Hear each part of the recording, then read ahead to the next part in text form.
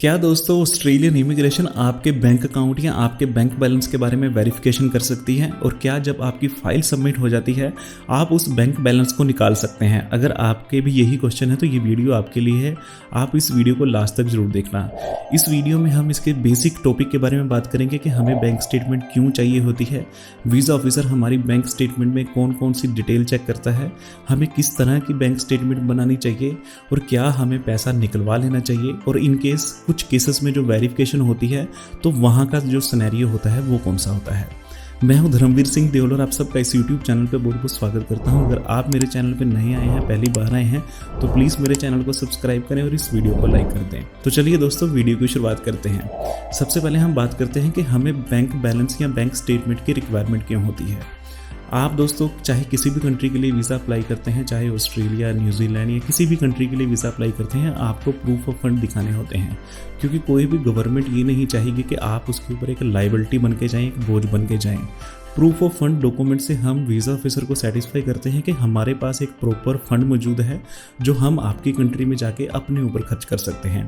क्योंकि वहाँ पर आपको अकोमोडेशन के लिए, आपके खाने के लिए, ट्रांसपोर्टेशन के लिए काफ़ी ऐसे खर्चे होते हैं जो आपको खुद मैनेज करने होते हैं। तो प्रूफ ऑफ फंड की सहायता से हम वीज़ा ऑफिसर की जो क्वेश्चनिंग होती है वो हम खत्म करते हैं, इसलिए जो हमें बैंक स्टेटमेंट की रिक्वायरमेंट होती है। अब दोस्तों हम बात करते हैं कि वीज़ा ऑफिसर हमारी स्टेटमेंट में क्या देखता है। दोस्तों वीज़ा ऑफिसर जो सबसे पहला पॉइंट देखता है वो देखता है कि ये जो बैंक स्टेटमेंट है ये स्टैटिक है या एक रेगुलर बैंक स्टेटमेंट है। अगर दोस्तों स्टैटिक बैंक स्टेटमेंट है, स्टैटिक का मतलब होता है कि इनकेस आपने वीज़ा के लिए अप्लाई करना है और आपने 2 महीने 3 महीने पहले एक अमाउंट जो है वो अपने बैंक में सबमिट करवाई है, उसके बाद में वहाँ पे कोई ट्रांजिशन नहीं है, उसे हम स्टैटिक बैंक स्टेटमेंट कहते हैं।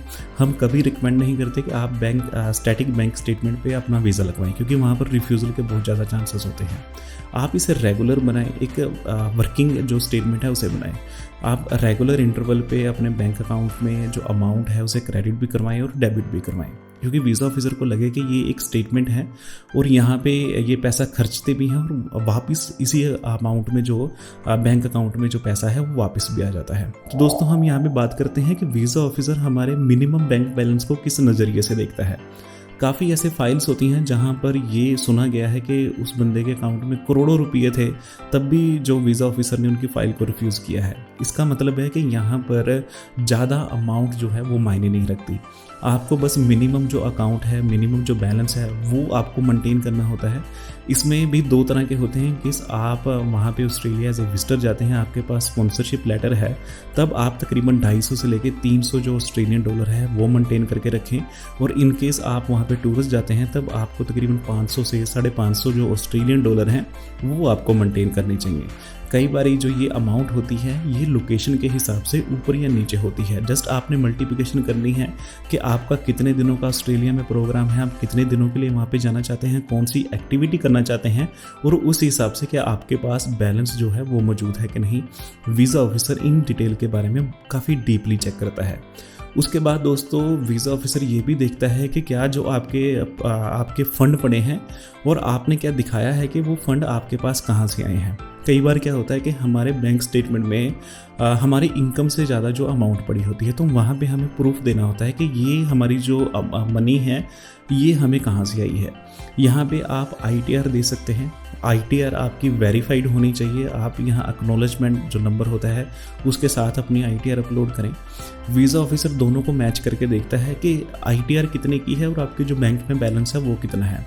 थोड़ा बहुत होता है, जैसे मान लो कि 50,000 1 लाख रुपया ऊपर नीचे होता है, तब वीज़ा ऑफिसर इतना ज़्यादा क्वेश्चनिंग नहीं करता।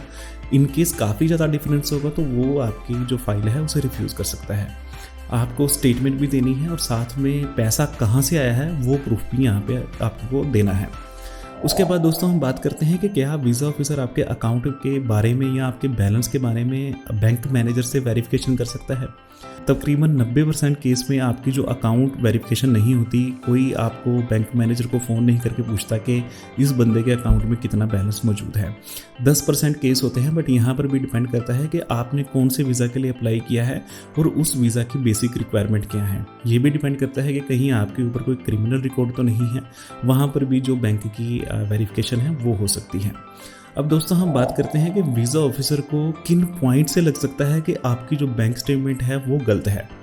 काफ़ी जो लोग होते हैं ई स्टेटमेंट जो होती हैं हम मोबाइल से डाउनलोड करते हैं, वही जो हम अपनी फाइल में सबमिट कर देते हैं। और काफ़ी बार ये भी देखा गया है कि उन स्टेटमेंट की वजह से जो हमारी फ़ाइल है वो रिफ्यूज़ हो जाती है। आप क्या करें, आप बैंक में जाएं, बैंक की ऑफिशियल लेटर हेड पे प्रिंट निकलवाएं, बैंक के मैनेजर का साइन हो और वो स्टेटमेंट आपको अपलोड करनी चाहिए।